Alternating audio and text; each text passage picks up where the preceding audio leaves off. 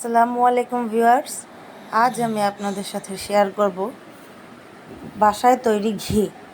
বাজার থেকে কিনে আনা ঘি ভেজাল হয়ে থাকে আর এগুলি আমাদের শরীরের জন্য ক্ষতিকর। তাই আজ আমি তৈরি করছি বাড়িতেই ঘি। বাচ্চাদের জন্য প্রতিদিন রোজ করে নিয়ে যে দুধটা রাখতাম, ওই দুধটা জাল করে আমি ওর থেকে কিছু সর জমিয়ে রেখেছি। এতখানি সর আমি জমিয়ে রেখেছিলাম। এখন এই সর দিয়েই আমি আপনাদের ঘি তৈরি করে দেখাবো। একটি ব্লেন্ডারের জার নিয়ে নিয়েছি এবং সরটা ব্লেন্ডারের জারে ঢেলে দিচ্ছি। সরটাকে আমি ব্লেন্ডারে ব্লেন্ড করে নিব। ব্লেন্ডারে ব্লেন্ড হয়ে গেলে এই মিশ্রণটা আমি একটি প্যানে ঢেলে দিব। চুলায় একটি প্যান বসিয়ে দিয়েছি এবং এটা ঢেলে দিচ্ছি।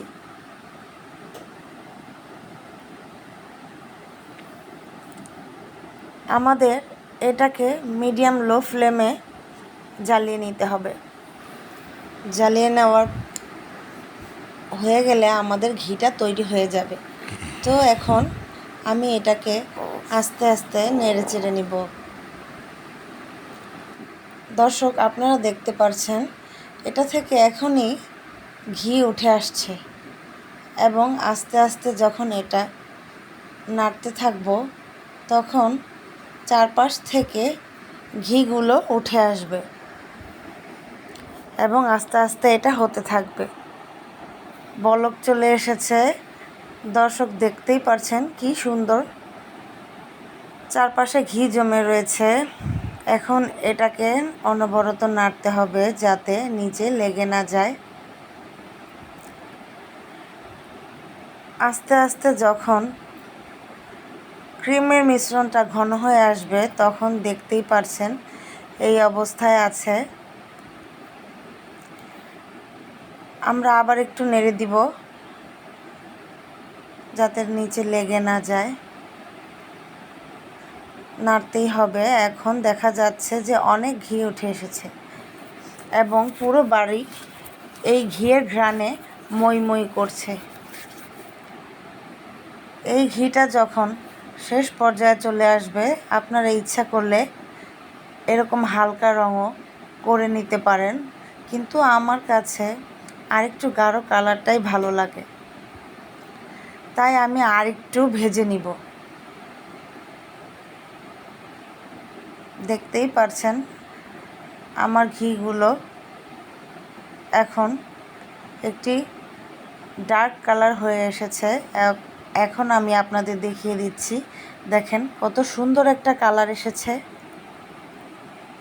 আমি একটু নেড়ে চেড়ে দিচ্ছি। নেড়ে নেওয়ার পর দেখতেই পারছেন এটা শেষ পর্যায়ে চলে এসেছে এবং আমাদের ঘিটা তৈরি হয়ে গেছে। এখন আমি চুলার আঁচটা বন্ধ করে দিব। এই ঘিয়ের উপরে দেখতেই পারছেন ফেনা ক্রিয়েট হয়েছে। এখন এটা একটু ঠান্ডা করে নিতে হবে। ঠান্ডা হয়ে আসলে এই ঘিটাকে আমি একটি টিনের কন্টেইনার জারে ভরে নিব। এখন আমি একটি স্ট্রেইনারের মাধ্যমে এই ঘিটাকে ছেঁকে নিচ্ছি।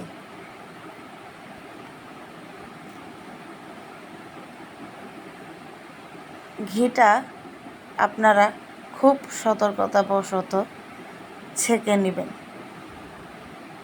এটা এখনও গরম আছে। আমি আস্তে আস্তে ঘিটা ঢেলে নিচ্ছি। আর দেখতেই পারছেন যেই ক্রিমটা আমি ভেজে নিয়েছি সেটা কিন্তু আপনারা ফেলে দেবেন না। এটা গরম ভাত এবং মুড়ির সাথে মাখিয়ে খেতে খুব মজা।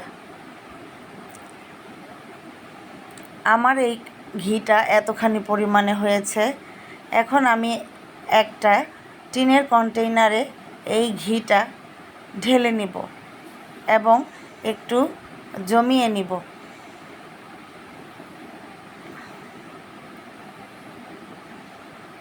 ঢেলে নিচ্ছি এখন। দেখতেই পারছেন কত সুন্দর একটা কালার এসেছে। এই ঘিটা আমার একদম পারফেক্ট হয়েছে, আলহামদুলিল্লাহ। এখন আমি এটাকে একটু জমার জন্য রেখে দিব। কত সুন্দর একটা কালার এসেছে আমার ঘি। আপনারা যদি ইচ্ছা করেন তাহলে এভাবে আমার মতো বাসায় তৈরি করে নিতে পারেন ভেজাল মুক্ত ঘি। বাজারের জিনিস ভেজাল হয়, তাই আমি বাসায় তৈরি করে নিয়েছি। দেখতে পাচ্ছেন কি সুন্দর জমে গেছে, আলহামদুলিল্লাহ একদম পারফেক্ট হয়েছে। এভাবেই তৈরি করে নিতে পারবেন